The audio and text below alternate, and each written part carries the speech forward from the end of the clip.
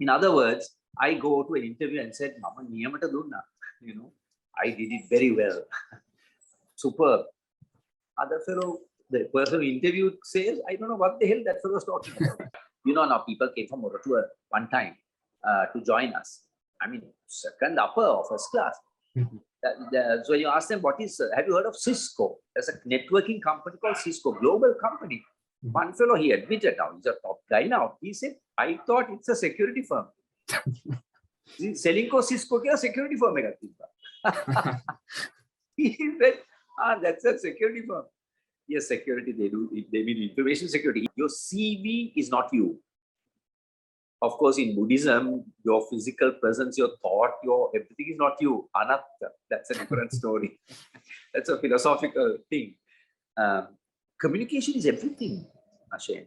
Even if you send your resume, from that point you communicate. So actually, it starts before you get to the interview. You have to get into the interview.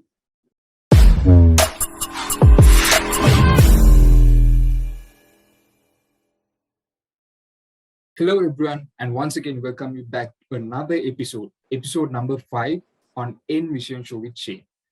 So let me start with a small question. In your life, how many times you have faced interviews? The answer may be a huge number. And also, from that, how many times that you have been rejected out of those interviews? Again, the answer may be a kind of a huge number. So when I'm an undergraduate, and even I faced the same situation. So I applied for 10 to 15 companies when I was trying to find an internship. And then I just got shortlisted for about 5 or 6 companies. And luckily I got a chance. By the way, after facing each and every interview, I came to a conclusion like this. If I could do something better, if I could prepare myself, that would be really great. And I could do some kind of a change. So in that sense, industry, they don't just look at your technical skills, but also they look at your entire yourself, your soft skills, communication skills. So in that sense, how to use communication skills to get hired in an interview? So to talk about more on that topic, I have invited a special character to our show. Former CEO of Enable, and famous actor, director, and also a businessman. Please welcome Mr. Peter D. Almeida. Welcome you, sir, on board. Thank you, Ashen. It's a pleasure to be on the podcast. And thanks a lot for accepting my invitation at the very first place. So, how are you, sir? How are you doing these days? I'm fine, thank you. I've been quite busy. I've now started doing a little work for a company that was started some year and a half ago called Kehel Mala Productions. Like old Kehel Mala, yes. Our goal is to inspire and sustain audiences through creative storytelling that pushes past boundaries and embraces diversity. So that's what we are doing now. There are a lot of young people in this country who are very good at creative, but they are all doing other jobs. So we are trying to see, can we pay them a salary and help them to bring out their true potential, is to make some great stories. And maybe if you do it well, we can have them on streaming platforms like Netflix and Amazon Prime or Apple TV or whatever. So that's what I'm doing these days. And I'm also helping my schools in Benedict's College to come up with a strategy for the future. And then I do talks like this. So I'm very happy with myself. Impressive, sir. So let's jump into our topic. So before straight away going into how to face an interview, how to prepare yourself, let me start with a fundamental question. How would you describe good or effective communication from your perspective? Interesting. I mean, there are so many books, right, written on communication. It's a broad topic because we think communication is just to talk, but it's a lot more than that. But interestingly, George Bernard Shaw said something. He said the biggest challenge about communication is the illusion that it has taken place. The illusion, Maya, right? The illusion that it has taken place. In other words, I go to an interview and said, Mama niyamata dunna. I did it very well. Superb. Other fellow, the person who interviewed says, I don't know what the hell that fellow is talking about. You see, so the illusion that it has taken place. So that's why we have to understand that the word communicate comes from the word communicare in Latin, which is to share in relation with another. But my brother, I just spoke to him. He also done Latin. He told me also there are two other words, cum unus, come together, come in oneness. That's why that illusion that it has taken place is not there. Both people have come together as a common understanding, in one with each other. So that is effective communication. I'm in one with each other. We get it. He got it. I got it. Otherwise, you see, that's what they say. Another definition of communication is that the apparent solution to the problem that divides self and other. That's the problem. I don't know how to Sinhalese, Tamil, racist, non-racist. There's a self and other, so they can't talk to each other literally and philosophically and metaphorically. So I think that's effective communication means two people have come together. We understand each other. I got what you're saying. I heard what what you're trying to say. That's the ultimate. So you see, that's where I go with this idea of communication. Right. So that a kind of a rich answer, right? So I was impressed. I mean, I learned a lot with that just 2-3 minutes. And Nice. moving to the next question. How do you prepare yourself for an interview? Now, these days, mainly interviews are done virtually. By the way, prepare yourself for an interview in a physical environment or a virtual environment is the same. You need to prepare yourself. So I would like to get your answer for that. You see, that's a great question, Ashin. I find I've interviewed lots of people in my life, particularly in the last job, where I really focused a little more on trying to understand people with a neighbor over the last, the 7, 8, how many years was I there? Oh my God, 11 years, 11 or 12 years, I can't remember. So one thing I found is lots of people are not prepared. You use the right word. They bring their certificates. They think that, just telling their academic qualification is good enough. It's not good enough. Then I don't have to call him for an interview. I can look at his academic qualification. In fact, now, unfortunately, there are algorithms that eliminate people in other countries. And those are biased algorithms. So let's not talk about that. I just want you all to think about it. That people are eliminated very unfairly. Even now it happens. Because the HR department looks at it and they look at the criteria and they're just eliminating people. That's why they say you take 10 randomly, take 10 applications that are rejected and put it back into the next lot. That gets rejected, randomly take some and put it back. Because you're missing out. Anyway, I find that people are not prepared. Why? One is they don't know about the company that they're applying for. They don't know enough about it. I must say, having said that, some people come prepared for the interview with me. My final interview I conduct. Even if I hire an intern, I have the final interview. So they read about me and they say, we know about you and we heard your TED talk or whatever. So I'm impressed. At least they've done some preparation, but most of them don't know about what any company does. What are you doing? What are your challenges? Try to contact the person in the organization, find out a little so that you know what we are. Then you can talk to me about it. And then I know, because I asked them, invariably I asked them, what do you know about Enable? Why are you joining this company? Is this the best place for you? And they are just reading 1 or 2 lines from the website. And I know that they are not convinced about Enable. They don't know about us. So first thing, understand the company, their challenges, read their annual reports, talk to people, find out. And then you know what is the role I am going to play in that setup. It might be a small role, that's okay. But at least you know that I love to work in a challenging environment like this. Or I know that your company gives opportunity. Now, let me give you an example.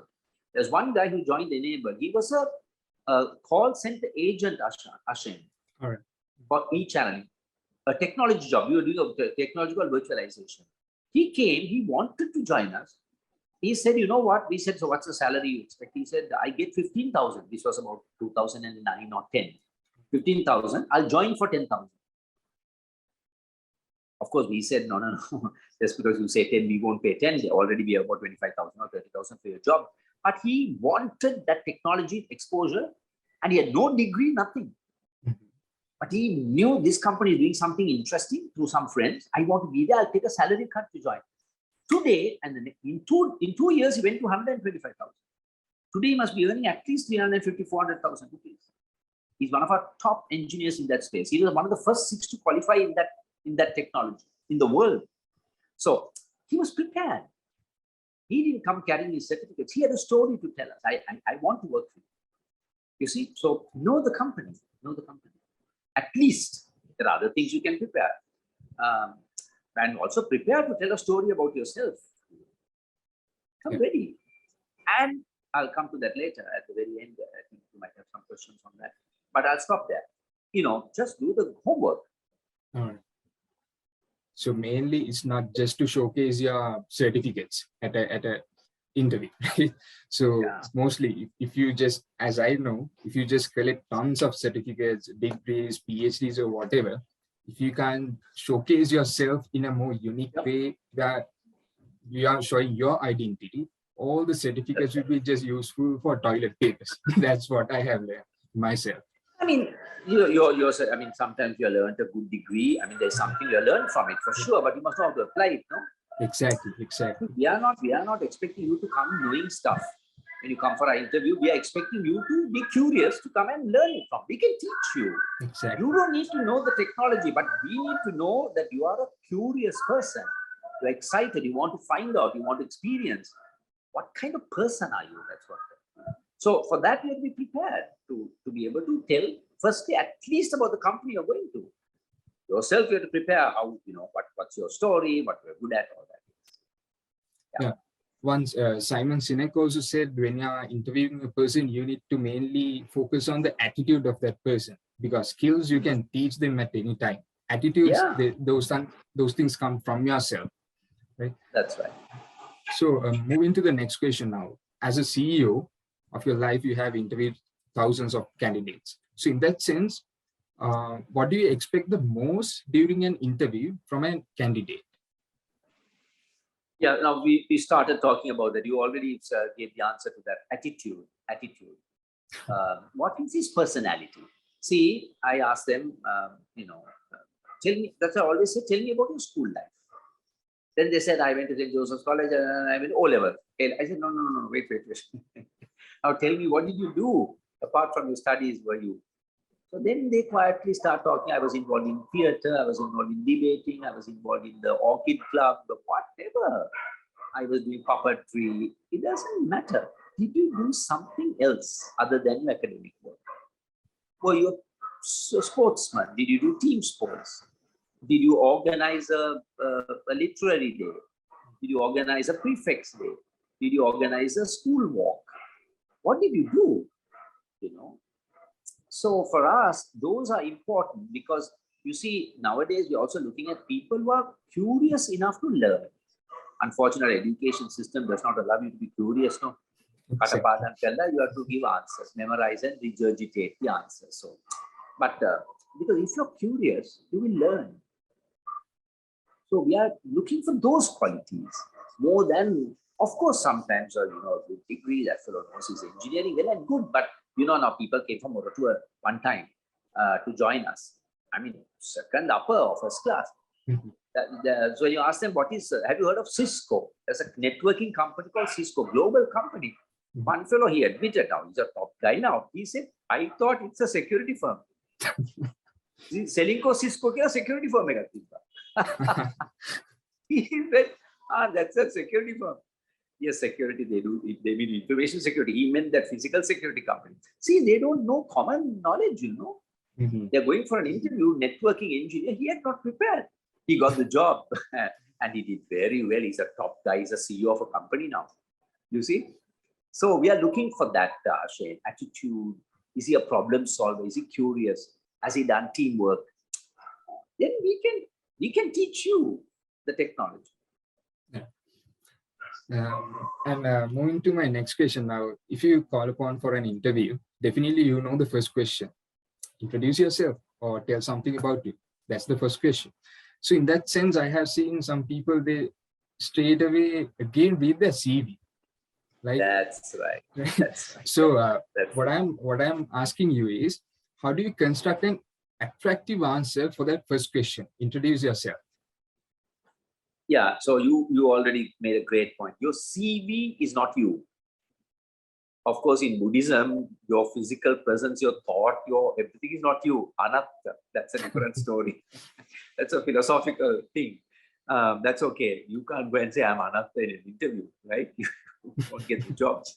But the thing is, yeah, you're right. You're right. You see, the thing is, you can't create an attractive answer. End of the day, Ashan, you have to be authentic. Right. I can't create a boru show about myself too.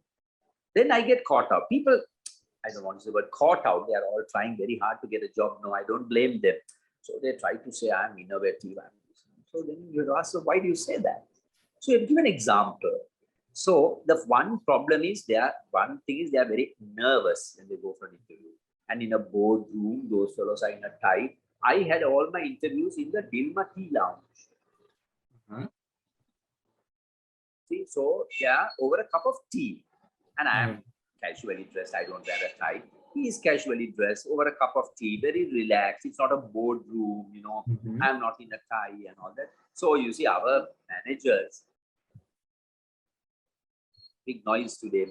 Man. You see, our people also must understand. They must create a comfortable environment, you know. And the second is, must give them time to warm up. You know, don't make up. I tell myself, do not make up your mind, Peter, at least for 15 minutes. Don't make a decision. And I have just proven to be right. Initially, I say, this guy can't even tell something about him or herself, but I somehow help them. No, tell me. No. So, that's two-way thing. The interviewer must create that space for them and give them that, because all are not good talkers. No, some are introverts, you know, and some of them have turned out to be excellent engineers and excellent salespeople also. So later on, but so to answer your question, firstly, you must see what is you, authentic. You can't create a story about yourself. You have to see what are those qualities that you bring for this job, for this company. Talk about those. And if you can tell a story about yourself, not, you know, now I'll give you a good example, right? When my first interview, and I was successful right in my first interview, I'm not boasting. I was in school, Lever Brothers, it was called that. They had told the school to send 3 nominees from each school, your top students or whatever, to become a production supervisor. This was in 1976. So my director, because I was a rebel, no, I was a prefect, but I was a rebel. I led a strike also in school. So he didn't send my name. I told him, brother, send my name. You have nothing to do. So reluctantly sent my name. So big panel of people. I was very confident of myself, even at that time. So they said, tell me something about yourself. So I said, you know, I come from a large family. In fact, 11. You see, my father didn't believe in contraception. Those bloody fellows got a shock. Then, because one of them was on the panel, an old Benedictine. He had come back and told the director, that fellow is quite a character. You see, people don't expect you to say, my father didn't use contraception because he's a Catholic and therefore he produced 11 children. But you see, I mean, you say that, you know, there's something you bring to the interview. So I started with that. You know, we were a small family and, you know, my father died when I was 4 and we didn't have a lot then. You know, the story, just to say, I come from this background. I'm an ordinary person. And then my mother struggled to put us through. Now, that's a human story. People love human stories. But there could be some odd manager will say, I'm not interested in your damn family, man. So that's a chance you take. So, yeah, I'm just trying to tell good stories about what you have done, but you can't make it up. You can't be boru. You get caught out. You show. You know, there are some people. But, you Genuinely, I do. This is my background, my family, my father. My mother was a teacher. My father was a school principal. We had a tough life, or whatever. We had a great life. I came from a good background. Whatever. Tell a story about yourself. What kind of person are you? Then I enjoyed this in school. And I love traveling. Let me tell you a story about once I went on a trip. Whatever. But not a long, don't digress. Very quickly, it's all, you learn these things actually. You can't. Yeah. So, yeah. So exactly, to your point, don't read out your CV. Think of some interesting facets of your life that you want to bring out that you think might strike a chord. It's a hit and miss. It's a hit and miss. You never know. That fellow would have come after a row with his wife or with a husband who was interviewing that morning. Bad luck, But I'm saying you have to go on the basis that when they come for an interview, they're rational people. So mainly, I also like on storytelling, because now if you say so much of numbers, facts, you won't remember, right? If I recall them, you won't remember within 1 month. But if I tell a story, that will be last forever, because I can remember. Now, I was listening to your tech talk once, right? In that also, you was mentioning your story about your childhood on the strike that you conducted, all the things. And if I'm not mistaken, before 2 years, you came to Slate. I can't remember the event, but in that also you said about that story, the same story. So I can. You are from Slate? Yes. So I can. If I'm not mistaken, 2 years back, right? So so in that I can remember that story. So storytelling is one of the most powerful things that you can convince a person, right? Yeah. Absolutely.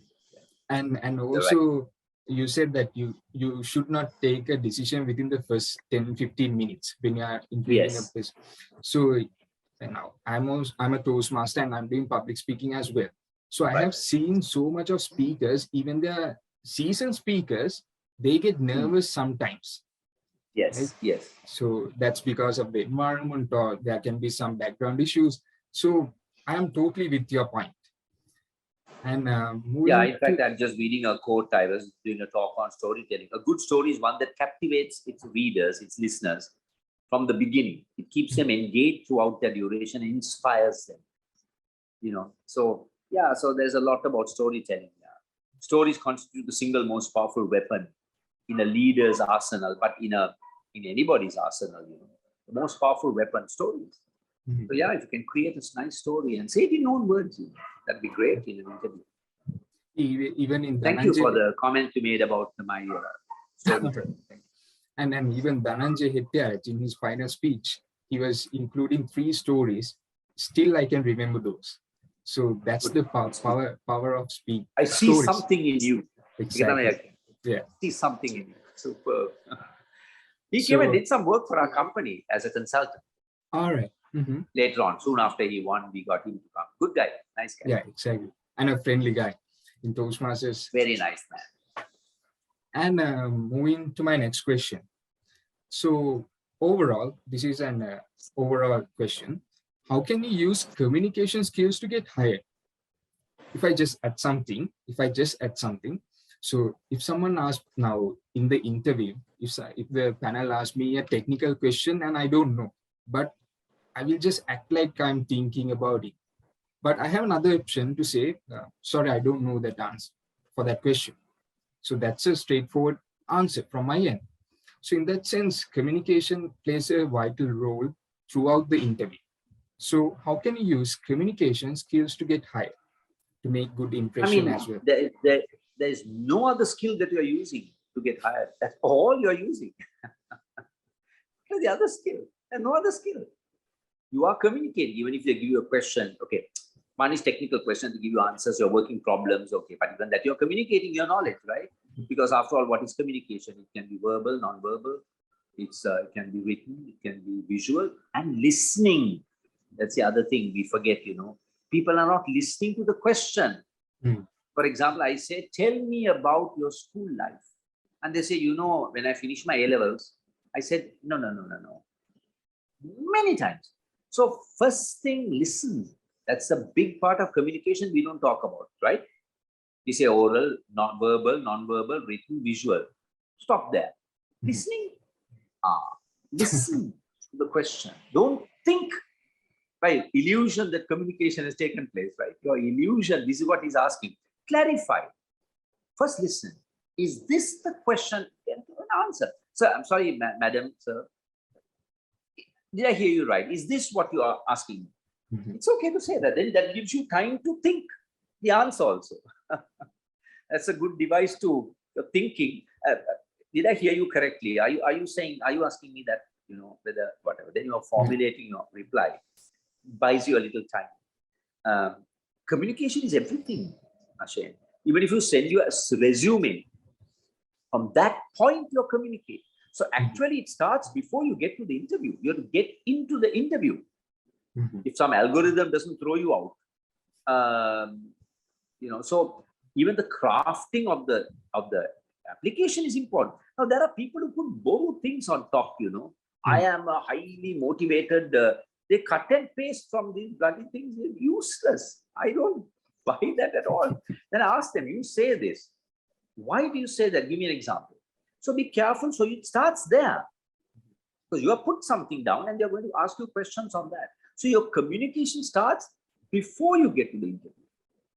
From the time you're crafting your resume. And you craft your resume for that company, for that job. So you keep changing. So you first talk about the company. You say, as I understand, enable is a tech. I'll be thrilled if someone sent me a CV like that. I say, wow. Let's talk about enable, a company that has grown, and I feel I'd like to be part of this company. Now, here's what I bring to you. My job is engineering, network engineering. I understand that, that's 30% of your business. I know it's important for you. Here's what I can bring to this. You'll get your footing through the door straight away. Nobody will write an application for that job, for that company. You see, so you're starting the communication even long before. Then the other thing is to present yourself. I do not judge people by the clothes they wear, or I don't buy that. And if anybody is making that, that's a poor person. I don't judge people whether they wore a tie or whether they wore a t-shirt or whatever. As long as they are, he does a software engineering come in a t-shirt. Am I going to judge him? I am the one who's going to lose. He might come in t-shirt and sandal. Lots of big companies, John Keys, and all won't hire him. Interview. So they're judging you, so that's their problem. But you play along, you say, okay, this company I need to go. Up to you. So I don't want to work for this company.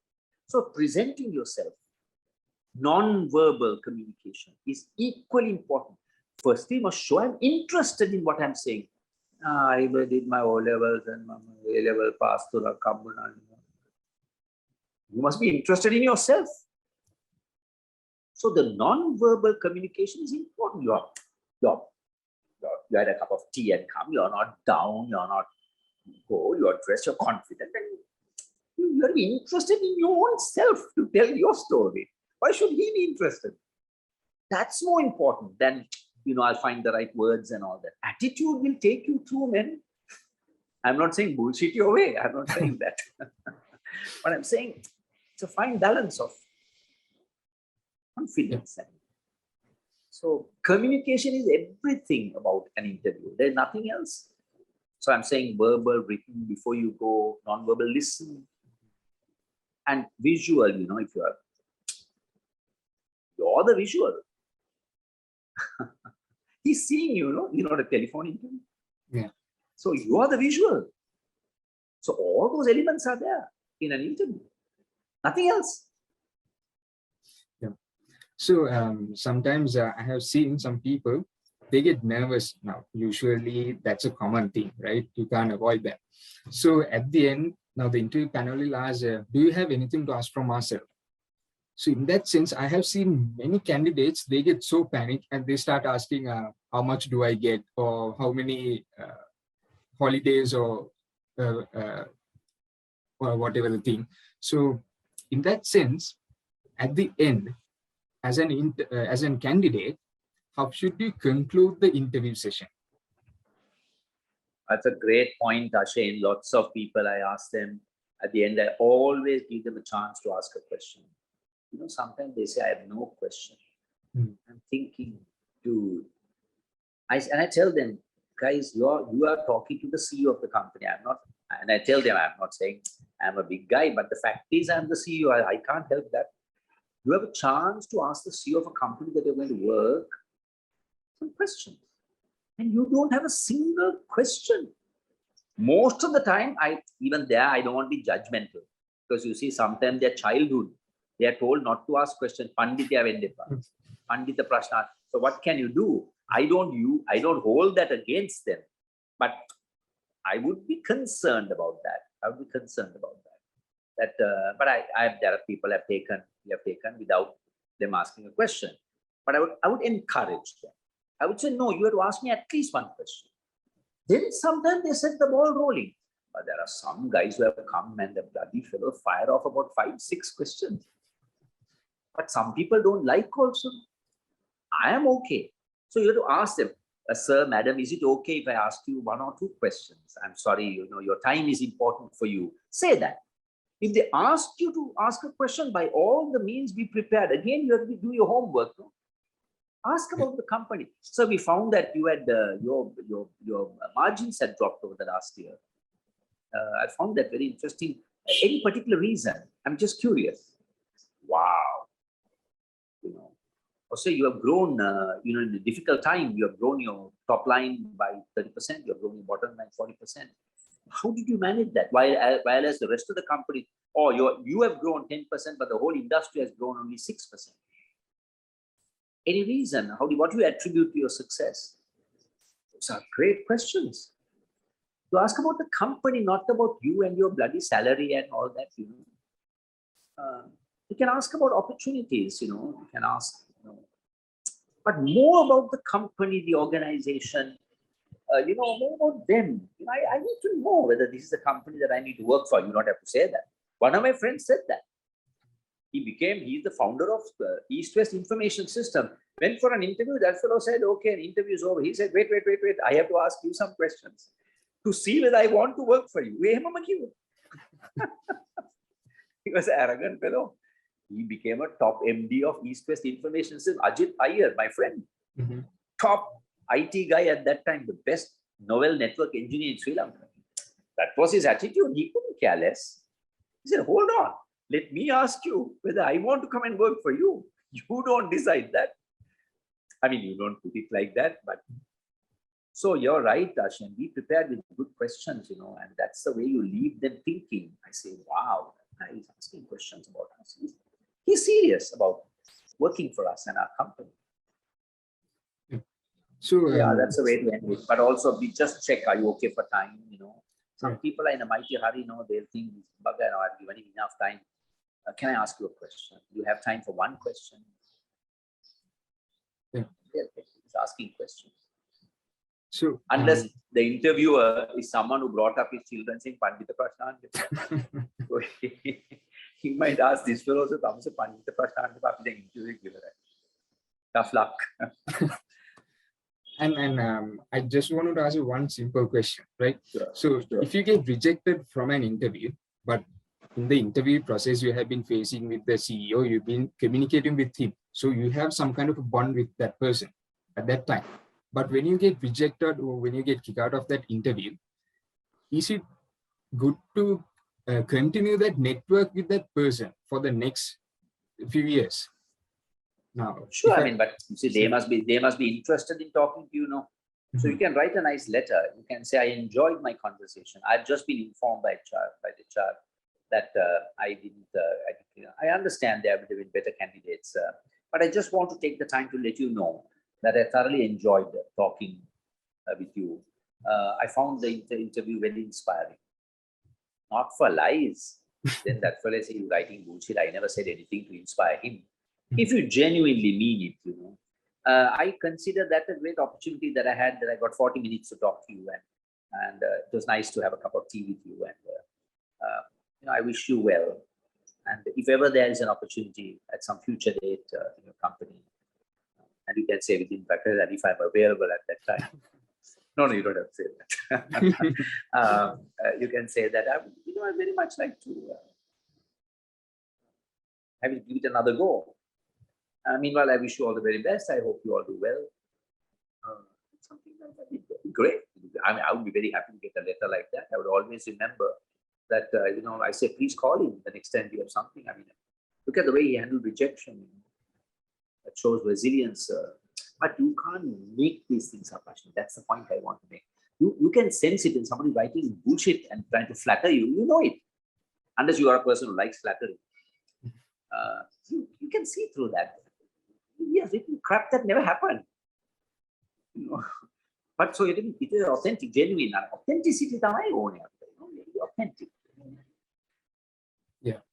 So I learn a lot. Even I'm an undergraduate, I learn a lot for my future. So sometimes I will apply for Enable as well. I've left Enable, no? But I got. But if you apply and you call me, I'll give you background information to be prepared for the interview. Thanks a lot, sir. Right. Okay. So we are running out of time as well. So let's conclude, and thanks a lot, sir, for accepting my invitation and sharing your valuable thoughts with us. You were very persevering. You kept chasing after me to get this done. And today also we power cut, we late. So thank you. Thank you for your patience. That's some kind of a thing that I have. I chase behind whatever the thing I've set up, unless you don't give up. Because if you said I can't, then I need to give up. By the way, you didn't turn out. So that's why I chased behind it. So thanks a lot, Peter, for your valuable time. And pleasure. And thanks a lot for the audience for spending your time with us, and hope that you learn a lot. So see you in the next episode. Bye-bye. Have a safe day.